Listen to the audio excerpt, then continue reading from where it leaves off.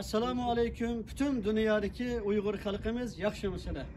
Bugün Allah kalırsa Afyon şehrinde kök bayrağımızı bu şehre taktık. Allah kalırsa bir gün kilidi vatanımızdaki 16 şehirge her bir küçüldürge bayrağımızı mana bu şunda tikemiz. Tacavuzcu Xitay kapırlarını vatanımızdan koğlap çıkarıp bayraklarını jırtıp taşlap köydürüp üzümüzün bayrağını mana okşa şekilde vatanımızga lapıldıtımız inşallah kardeşler. Ama bunun için sözlep kuyaşlam, bunun kürüşep kuyaşlam yetmeydi kardeşler. Xuddi Türkler, mana şu Türkiye'deki vatandaşlar, mana şu kalenin üstü tutup Türkiye'nin düşmana karşı uruş kıygan kardeşler. Çanakkale'de olsun, Türkiye'ninki her kanday şehirlerde, Afyon'da, Polatlı'da tacavuzcu kafirlerine karşı uruş kılıp, can kılıp, mana şu güzel Türkiye'nin müstakil kıygan.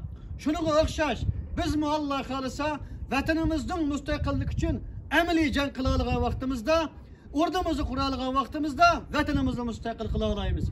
Mine toxtamayın imanda devrdiğini deyişinler mümkün. Çünkü neçe vaxtınızı ensirep, korkap, anda ulamı, manda ulamı dep demedik karındaşlar. Ama korkap cügen bilen vatanımızı karındaşlarımız lagat ülep tügevatıdı. Zindan azap tügevatıdı. Her xil usullar bilen tacavuzcu Xitayla Uygurlarını tüketip karındaşlar. Şunun için bir gün bolsun burun vatanımızı kutlaşmamız gerek. Mana okşaş Uygur yaşlarımız cenane hayatını pida kılış gerek. Her kanday tayyar duruş gerek. Korksak mı hamri beşimiz kildiken, korkmasak mı kildiken karındaşlar. Ahırda Kur'an-ı Kerim'den bir ayetini hemmalar hediye kılaman karındaşlar. Allah Teala Kur'an-ı Kerim'de deydi. Korkancıklık bilen ömrünle uzurap kalmaydı. Yüreklik bulaş bilen ömrünle kıskırap kalmaydı. Kamçılık yeydiği rızkımız olsun şirek yiyemiz karındaşlar. Acelemiz kilediken turup meyap gitperip ülep bitimiz karındaşlar. Allah Teala hepimizin ömrünü uzun kılsın.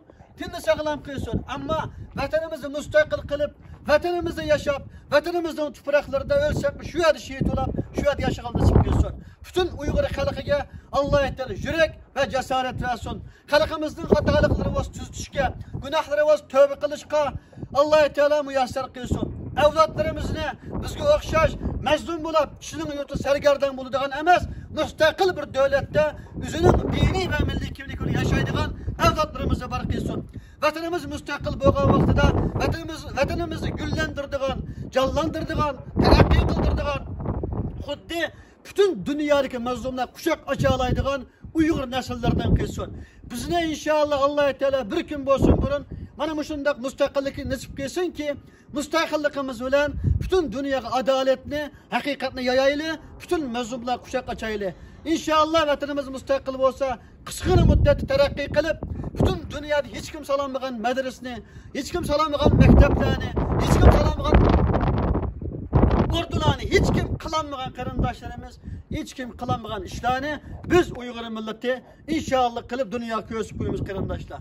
Şunun için, müstakillikimiz için canımızını, melimizni, vaktimizni, hayatımızını, hem nesimizni pida kılaylı. Allah bizge müstakillik nasip kılsın. En ahırı deyliğinim karındaşlar. Tabii ki vatanımızdaki hem Uygurlar, Müslüman suyumlu karındaşlarımız. Ama lakin İslam'ın düşmanı bekçik. İslam'ın düşmanı Müslüman bulmayan hemmimiz düşman desek mi hatalaşmayımız karındaşlar. Ama lakin Uygur milletinin düşmanı böyle tecavüzcü Xitay kafirleri. Hatta komünist Xitay kafirleri karındaşlar. Şuna biz dinimizni oturup çıkaravasak mı, teşvik kılavasak mı, vay mı Müslüman divasak mı, bizim şu Müslüman karındaşlar. Demey, kalbimizi yuşurun tutsak mı, okşaş bir Müslüman karındaşlar. Biz şunun için milli davasımız ne? Aşkara dini davasımız yuşurun kıysak Allah kalp tükeni bildi ama insan bilmegen bilen millet namıda, milli ordumuz namıda tecavüzcü Xitay'a karşı emri hareket kıldıkemiz bütün dünyadan destek alayımız. Xitay'ın bütün düşmanlardan destek alayımız.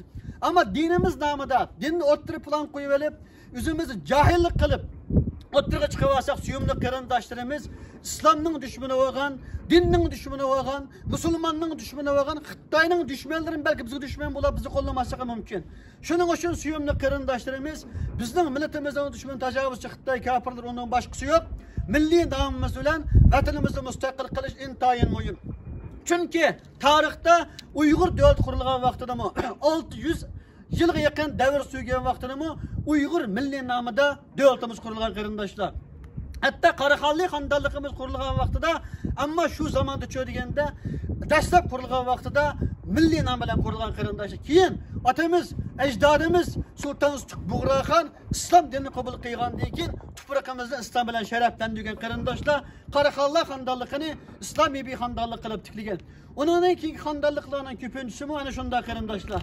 Yana ishki Cumhuriyetimiz qurilgan vaqtida mı, Sharq Turkiston Islom Cumhuriyeti ve Sharq Turkiston Cumhuriyeti qurilgan vaqtida mı, asosiy Uyg'urlar bunun asosli rol o'ynagan, milliy rol o'ynagan qarindoshlar.